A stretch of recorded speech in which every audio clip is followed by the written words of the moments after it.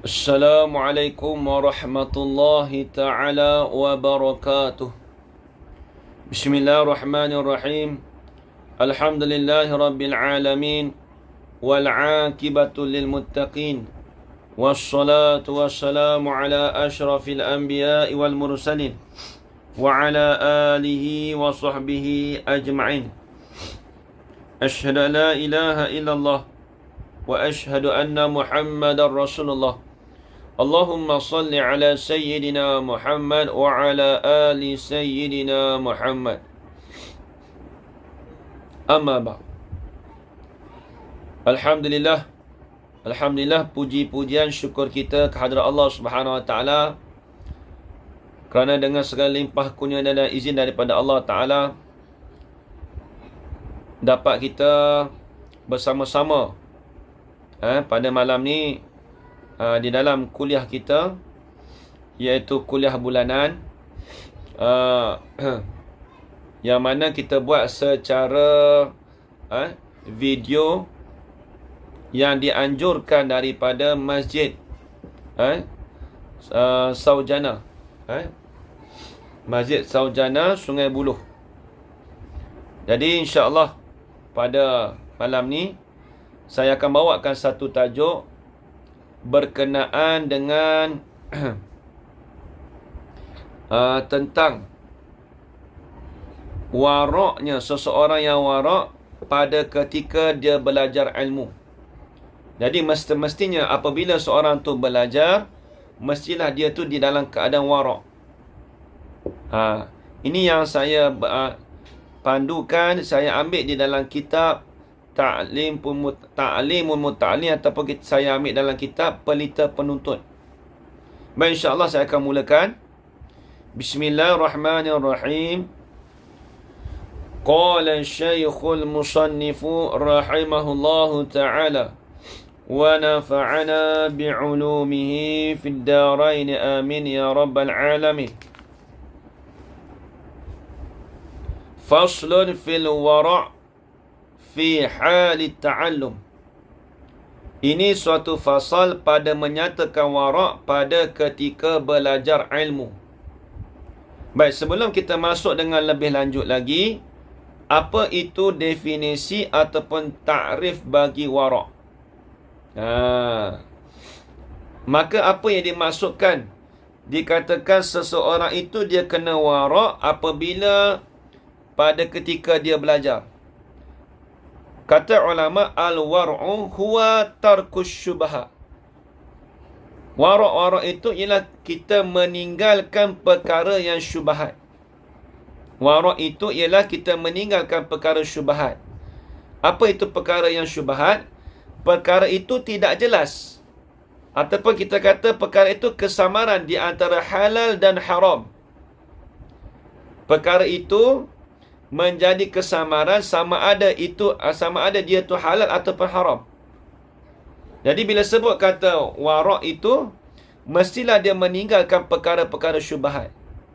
Sebab perkara syubhat ni walaupun kita kata kita tidak jelas sama ada dia halal ataupun haram, maka dia tu diberati akan sebelah pihak haram. Maka kita kena tinggalkan. Baik. Meriwayat setengah mereka itu, mereka kata ulama, akan suatu hadis pada menyatakan ini bab daripada Nabi SAW. Jadi ada daripada hadis Nabi berkenaan tentang seseorang yang warak, seseorang itu mestilah dia memeliharakan warak dia tu pada ketika dia belajar. Mudah-mudahan kata warak ni kita memeliharakan daripada perkara yang haram. Kita memeliharakan daripada pekerjaan yang haram.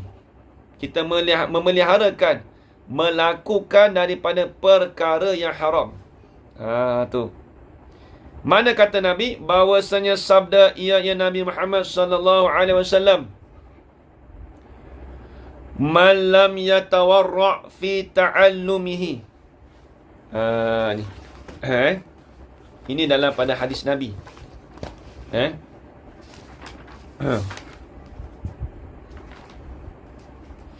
Man lam yatawarra'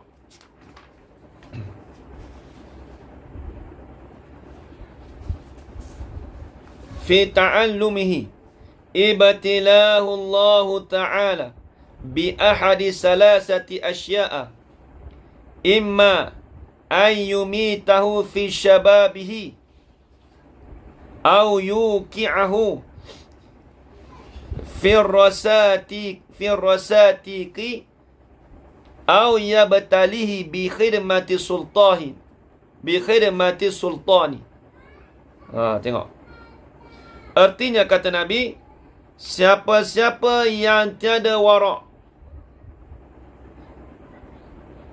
siapa-siapa yang tiada wara', ia pada belajar ilmunya, dia tak wara' pada ketika dia belajar. Apa maksud tidak wara'?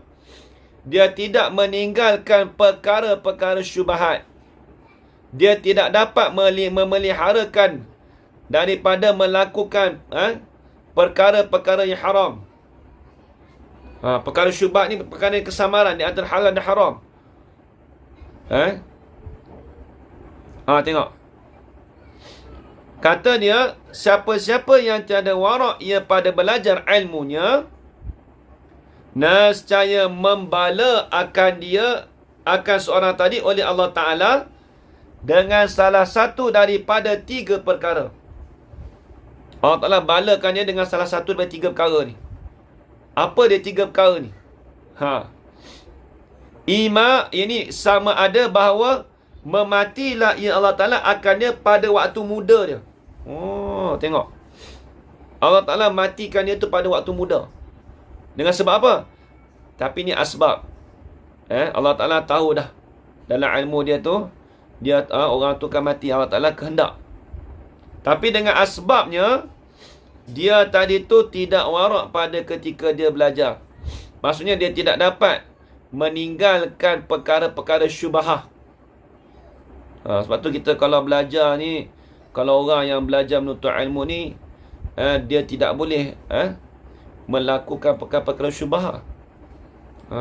Tu dia. Satu. Atau menjatuh ia Allah Ta'ala akan seorang tadi pada kampung-kampung orang-orang yang jahil. Maksudnya apa? Maksudnya Allah Ta'ala meletakkan seorang tadi itu di tempat-tempat orang jahil. Dia bagi contoh kampung. Sebab tu kalau orang tu dia tu tidak warak dalam belajar dia, maka Allah Ta'ala campakkan dia, Allah Ta'ala letakkan dia tu satu tempat yang mana tempat tu banyak yang mana tempat tu semua orang jahil. Dia duduk dalam orang jahil. Dia duduk di tempat orang jahil. Allahu Akbar. Itu yang kedua. Atau membala akan dia, akan seorang tadi dengan berkhidmat akan sultan dan raja, yakni sultan dan raja yang zalim. Yani tadi kita kata tu Allah Ta'ala mematikan akan dia tu, yakni mematikan dia dalam keadaan yang tidak baik. Na'udzubillah min zalik. Dia panggil mati dalam keadaan su'ul khatimah. Mati dalam keadaan su'ul khatimah. Tu kita tak jauh. Yang kedua tadi Allah Ta'ala meletakkan dia tu di tempat-tempat orang jahil. Yang ketiga Allah Ta'ala tu membalakan dia dengan dia tadi tu berkhidmat dengan sultan ataupun pemimpin-pemimpin yang zalim. Seolah kata dia tu duduk di tempat, dia tu berkhidmat dengan orang-orang pemimpin zalim. Na'udzubillah min zalik. Minta jauhlah kita. Jadi dengan sebab apa? Dengan sebab dia tidak warak, dia tidak meninggalkan perkara syubhat pada ketika dia belajar. Lepas tu orang belajar ni dia tak boleh ada perkara-perkara syubhat. Maka kalau ada sedikit daripada perkara syubhat, maka di sinilah kata Nabi, Allah Ta'ala membalakan dia dengan salah satu daripada 3 perkara ni.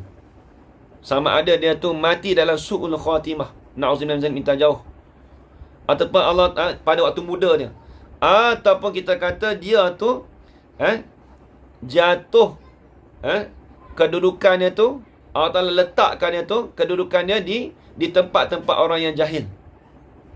Ataupun yang ketiga, kata Nabi, dia tu Allah Ta'ala balakan dia tu berkhidmat dengan pemimpin-pemimpin yang zalim. Bukan pemimpin yang baik, pemimpin yang zalim. Allah na'udzubillah, tak jauh kita. Habis itu, maka sekadar mana yang adalah penuntut ilmu itu wara', adalah ilmunya memberi manfaat, sekadar itulah.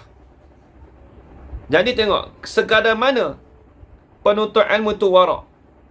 Kalau dia wara' tu memang dia tidak membuat perkara syubhat. Sekadar itulah ilmu dia tu boleh memberi manfaat.